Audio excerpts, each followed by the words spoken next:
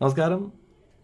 കൽക്കി 2898 അഥവാ കൽക്കി 2898 AD എന്ന സിനിമ.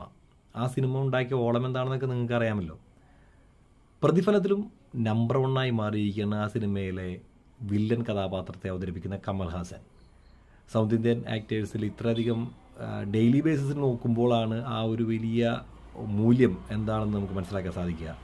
ഏകദേശം 150 കോടി രൂപയാണ് വെറും 20 ദിവസത്തെ ഷൂട്ടിങ്ങിന് കമൽഹാസന് ഈ പറഞ്ഞ സിനിമയുടെ നിർമ്മാതാക്കൾ, അണിയറ പ്രവർത്തകർ കൊടുക്കാമെന്ന് വെച്ചിരിക്കുന്നത്.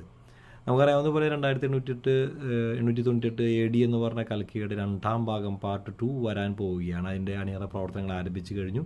ഏതാനും നാളുകൾക്ക് മുമ്പായിരുന്നു കമൽഹാസനും ബിഗ് ബി അമിതാഭ് ബച്ചനും കൂടി നിൽക്കുന്ന ഒരു സ്റ്റില്ല് പുറത്തു വന്നതും ഇരുവരും തങ്ങളുടെ സോഷ്യൽ മീഡിയകളിലൂടെ ഈ കാര്യങ്ങൾ പങ്കുവച്ചതും. ഏതായാലും അമിതാഭ് ബച്ചനും കമൽഹാസനും ഗിരഫ്താർ എന്ന സിനിമയ്ക്ക് ശേഷം വളരെ നീണ്ട വർഷത്തെ ഇടവേളയ്ക്ക് ശേഷം, ഏകദേശം 40 വർഷത്തെ ഇടവേളയ്ക്ക് ശേഷമാണ് ഇരുവരും ഒന്നിക്കുന്നത്. ഒരു സിനിമയ്ക്ക് വേണ്ടി രണ്ടുപേരും സ്ക്രീൻ സ്പേസ് പങ്കിടുന്നത്. കൽക്കിയിൽ ആദ്യ ഭാഗത്തിൽ രണ്ടുപേരും ഉണ്ടെങ്കിൽ കൂടി രണ്ടുപേരും ഒരുമിച്ച് വരുന്ന സീനുകൾ അതിലുണ്ടായിരുന്നില്ല. എന്നാൽ ഇതിൽ 2ാം ഭാഗത്തിൽ കൂടുതൽ സ്ക്രീൻ സ്പേസ് കമൽഹാസനുണ്ട്. കമൽഹാസൻ അവസാന സമയത്താണ് ആ സിനിമയിൽ പ്രത്യക്ഷപ്പെടുന്നത്. സുപ്രീം യാസ്കിൻ എന്ന് പറഞ്ഞ വില്ലൻ കഥാപാത്രത്തെയാണ് അദ്ദേഹം ആ ചിത്രത്തിൽ അവതരിപ്പിച്ചിരുന്നത്. അവസാന നിമിഷം വന്ന് വളരെയധികം മികച്ച പ്രകടനം കാഴ്ചവെച്ച് കയ്യടികളേറെ കൊണ്ടുപോയ ഒരു കഥാപാത്രമായിരുന്നു കമൽഹാസൻ്റെ സുപ്രീം യാസ്കിൻ എന്ന കഥാപാത്രം. ആ കഥാപാത്രം വീണ്ടും തിയേറ്ററിൽ അണിയറയിൽ ഒരുങ്ങുകയാണ്.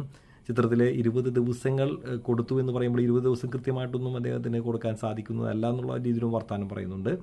ഏതായാലും 10 ദിവസമെങ്കിലും മിനിമം ഉണ്ടായിരിക്കുമെന്ന് പറയുന്നു. അങ്ങനെ നോക്കുമ്പോൾ 150 കോടി രൂപ അദ്ദേഹത്തിൻ്റെ അഭിനയത്തിന് വലിയൊരു പ്രതിഫലമെന്ന് തന്നെ പറയേണ്ടിയിരിക്കുന്നു. ചിത്രത്തിൽ നമ്മുടെ ദുൽഖർ സൽമാനും ഉണ്ടെന്ന് നമുക്കറിയാം. ഏതായാലും ഈ 2ാം ഭാഗം എങ്ങനെയായിരിക്കും വരിക എന്ന് അറിഞ്ഞുകൂടാ. 2ാം ഭാഗത്തിൻ്റെ ആ ഒരു അണിയറ പ്രവർത്തനങ്ങൾ ആരംഭിച്ചു കഴിഞ്ഞു. 2027 ചിത്രത്തിൻ്റെ ഷൂട്ടിംഗ് അവസാനിപ്പിച്ച് ചിത്രം തിയേറ്ററിലേക്ക് എത്തുന്ന രീതിയിലേക്ക് അണിയറയിൽ ഒരുക്കുക എന്നുള്ളതാണ് ഇതിൻ്റെ ഭഗീരഥ പ്രയത്നം ചെയ്തുകൊണ്ടിരിക്കുന്ന ചിത്രത്തിൻ്റെ അണിയറ പ്രവർത്തകരുടെ പ്ലാൻ എന്നാണ് അറിയുന്നത്.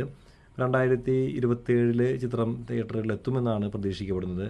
ഈ വർഷം അതിൻ്റെ എല്ലാ ഷൂട്ടിങ്ങും അതുപോലെ പോസ്റ്റ് പ്രൊഡക്ഷൻ വർക്കുകളൊക്കെ കഴിഞ്ഞ് ചിത്രം നമ്മുടെ കൈകളിലേക്ക് എത്തുമ്പോൾ അതൊരു വിസ്മയ ചിത്രമായിരിക്കും. 740 കോടിയോളം രൂപയാണ് ആഗോളതലത്തിൽ നിന്ന് ചിത്രം, ഏകദേശം 800 കോടിക്ക് അടുത്തുള്ള ചിത്രത്തിൻ്റെ ആ ഒരു കളക്ഷൻ, ബോക്സ് ഓഫീസ് കളക്ഷൻ മാത്രം ചിത്രം നേടിയെടുത്തു എന്ന് പറയുമ്പോൾ അത് വലിയൊരു സംഖ്യയാണ്.